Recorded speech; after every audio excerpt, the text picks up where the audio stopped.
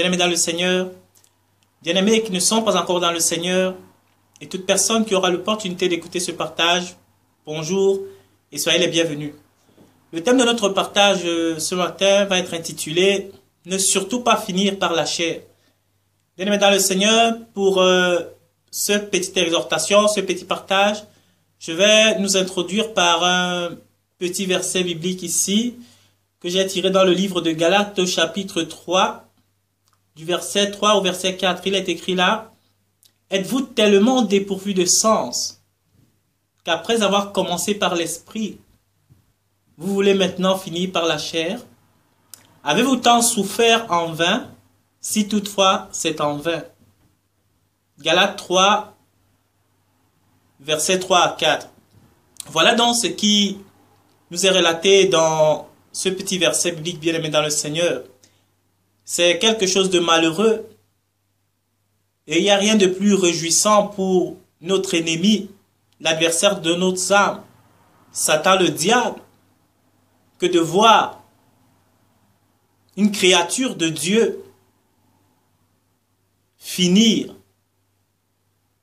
dans la chair, bien-aimé dans le Seigneur, finir dans les choses abominables que cette personne avait rejetées, que cette personne avait vomi, que cette personne avait renié, que cette personne avait mis derrière lui. Il n'y a rien qui donne plus de plaisir au cœur de Satan, bien-aimé dans le Seigneur, que de nous voir revenir à ces choses. Et bien-aimé dans le Seigneur, cela brise le cœur, ou cela devrait briser le cœur de nous qui sommes dans la marche vers la stature parfaite de Yeshua, vers la stature parfaite de Jésus-Christ, bien-aimé dans le Seigneur. Cela devrait nous briser le cœur de voir une sœur, un frère, qui est en train de traîner le pas en arrière, ou qui est carrément retourné à ceux qui autrefois il avait vomi, bien-aimé dans le Seigneur.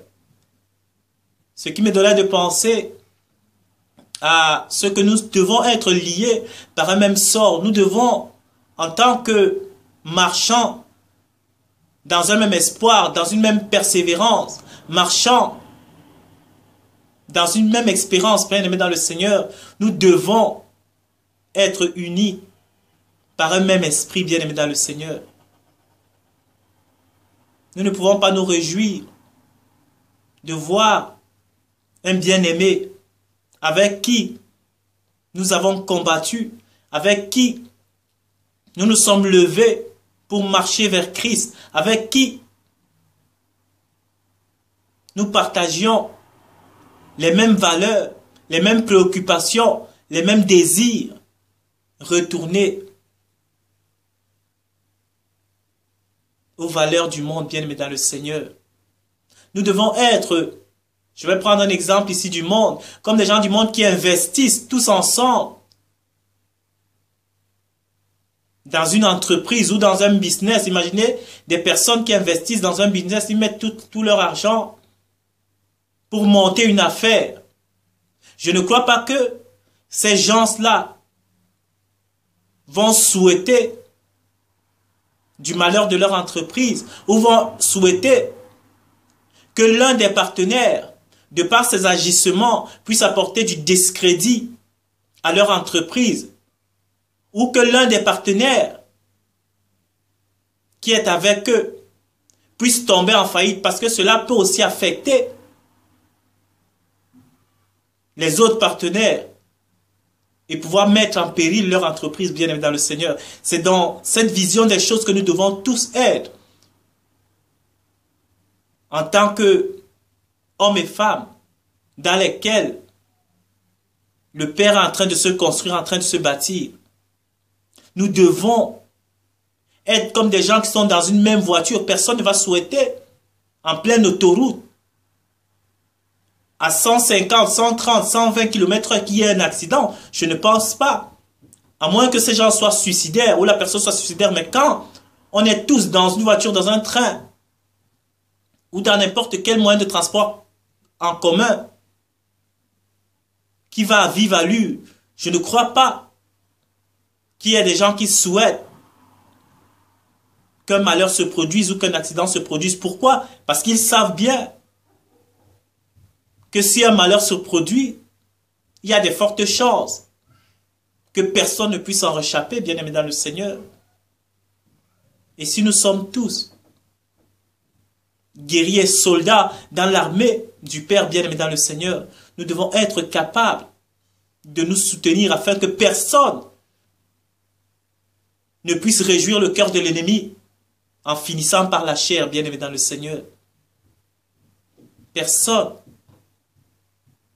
Nous devrons être capables de nous soutenir. Peu importe, dans une famille, les problèmes ne manquent pas. La Bible dit que l'amour couvre une multitude de péchés.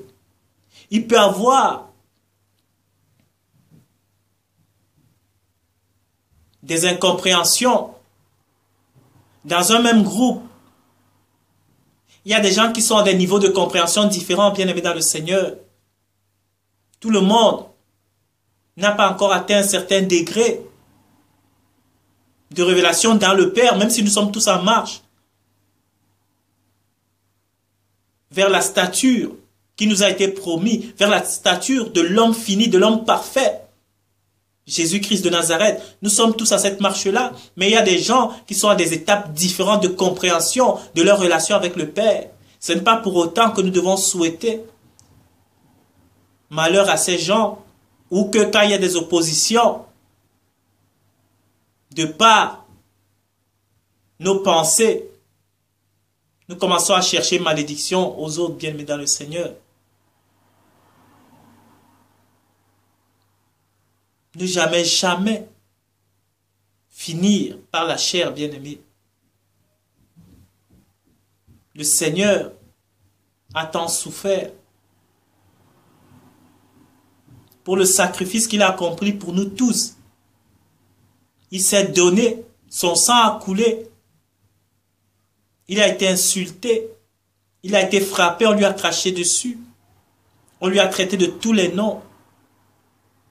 Pas à cause d'une seule personne, mais à cause de tout cela qui, de par ce sacrifice, devait être appelé à hériter de ce sang versé à la croix, bien-aimé dans le Seigneur. Nous devons tous converger vers un seul but. Être conforme à la nature de notre Père. Épouser l'identité de Jésus-Christ. Épouser sa nature. Être comme lui. Afin que les gens le voient dans le monde et puissent témoigner que nous sommes des fils et des filles véritables du royaume, bien-aimés dans le Seigneur. Mais si déjà, dans le royaume bien-aimé, il n'y a pas symbiose, il n'y a pas harmonie, il n'y a pas accord, cela ne marchera pas, bien-aimé dans le Seigneur. Ne finissons pas par la chair. Nous ne dépendons plus de nous-mêmes, bien-aimés dans le Seigneur. L'ego, nos égos propres, notre amour propre, nous-mêmes, nous devons les crucifier à la croix avec Christ, bien-aimés dans le Seigneur. Parce que du moment où nous continuons à nous appartenir nous-mêmes, nous continuons à fonctionner avec nos modes de pensée à nous-mêmes. Ici, je dis nous-mêmes avec beaucoup de clémence, parce que quand on n'est pas dans la pensée du Père, automatiquement, on est infiltré par une pensée rebelle. Une pensée qui est autre. Une pensée qui est celle de l'impie, bien-aimé dans le Seigneur. Si on continue à s'appuyer sur le je, sur le moi, bien-aimé, nous risquerons de finir par la chair. Et nous risquerons de souhaiter même que nos compagnons d'armes finissent dans la chair, bien-aimés dans le Seigneur. C'est un combat quotidien. C'est pourquoi il est impératif d'être ensemble, d'être unis, d'être soudés. Le corps du Christ aujourd'hui, il n'y a pas deux corps du Christ. Il n'y a pas deux églises. L'église est une et indivisible, elle appartient au Père. Et si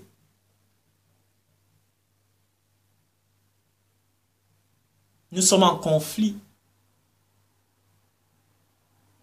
cela ne marchera pas, bien aimé dans le Seigneur.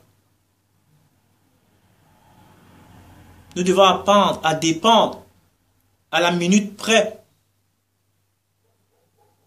à notre Seigneur. Et cela passe par l'assiduité aux enseignements, parce que dans les moments d'égarement, ou dans les moments d'oisiveté, dans les moments où on peut reposer nos âmes, il y a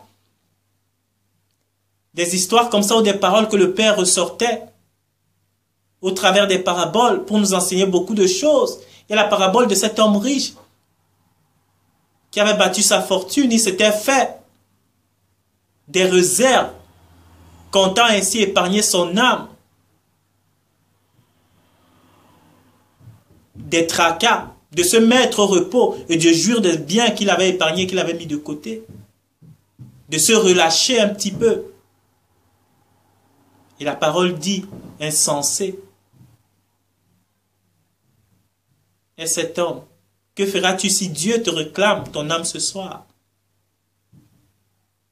Ce sont des symboles, ce sont des choses qui nous enseignent qu'il ne faut pas se relâcher dans l'œuvre de Dieu. Parce que ici, quand Christ parle des choses ici qui sont naturelles, il se réfère, comme je l'ai dit toujours, à des choses spirituelles, parce qu'il faut le comprendre. Christ n'est pas charnel, il est esprit, il est spirituel.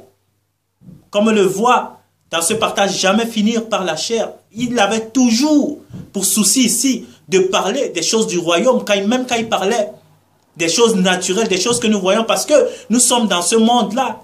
Il faut qu'il nous explique avec des choses que nous allons comprendre, des choses que nous allons avoir une idée de quoi il parle. Parce qu'il disait que si je vous parle des choses déjà, parfois dans ces paraboles, Christ parlait des choses naturelles, des choses du quotidien des hommes ne les comprenaient pas. Il disait que si je vous parle déjà des choses de la terre, vous n'arrivez pas à les comprendre. À combien plus forte raison si je vous parle des choses spirituelles, vous allez être totalement perdu. C'est pourquoi il utilisait les paraboles, mais les références des paraboles étaient hautement spirituelles. C'était toujours à consonance spirituelle. Ça avait toujours un trait avec l'esprit, ce que Christ disait. Cet homme voulait se relâcher. Cet homme voulait dormir sur ses lauriers. Et Christ lui a dit, attention, si on demande ton âme aujourd'hui, donc pareil, nous ne devons pas, en tant qu'Église, nous devons nous fortifier, nous soutenir, prier pour nous, nous exhorter, nous parler, nous réunir, nous fortifier à tout temps, sans relâche, afin que l'ennemi ne puisse pas infiltrer aucun d'entre nous, afin que nous ne laissions pas une porte, une brèche par laquelle l'ennemi peut passer pour toucher une sœur, un frère, afin qu'il retourne à la chair bien-aimée dans le Seigneur. C'est ça. Nous devons être assidus dans l'enseignement, assidus dans la méditation, dans la prière, dans l'oisiveté aussi.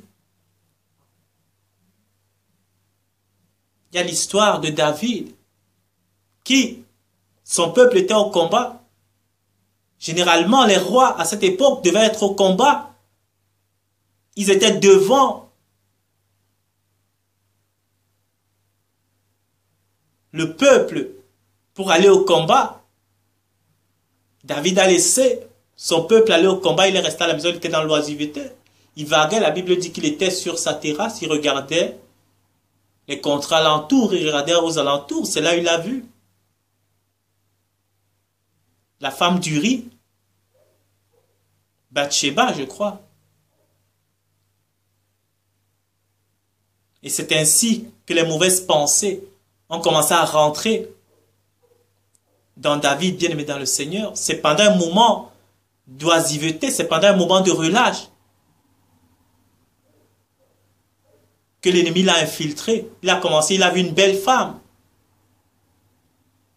avec tous les atouts qu'il aimait, qu'il attirait physiquement, charnellement. Et l'histoire, on la connaît. Tellement il a convoité cette femme qu'il a envoyée, son pauvre mari, au front.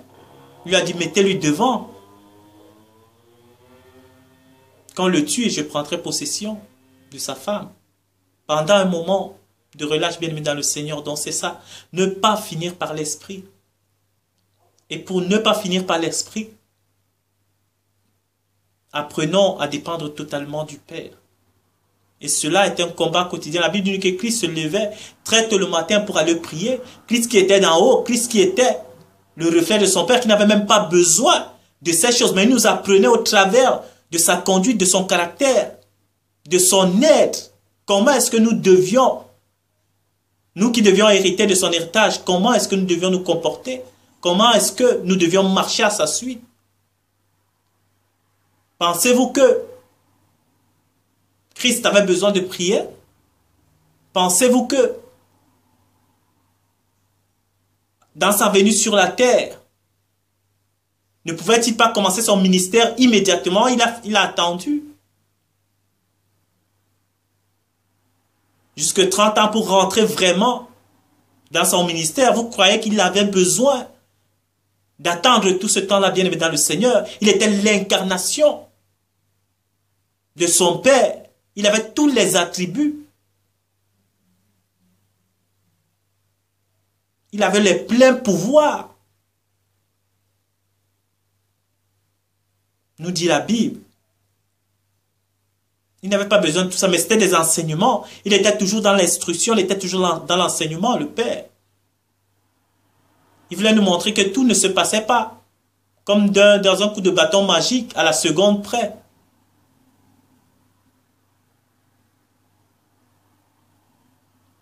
Qu'aujourd'hui, on a fait un pas de foi, on a fait la prière du salut, on est sauvé, comme on nous a appris, que c'est fini, on doit... Non. L'éveil de la conscience, le jour où le Père se révèle à nous, qu'il touche notre vie, que nous comprenons qui il est, ce jour on se veille, mais maintenant notre construction, notre bâtissement, notre chemin avec lui, c'est une construction bien aimée dans le Seigneur.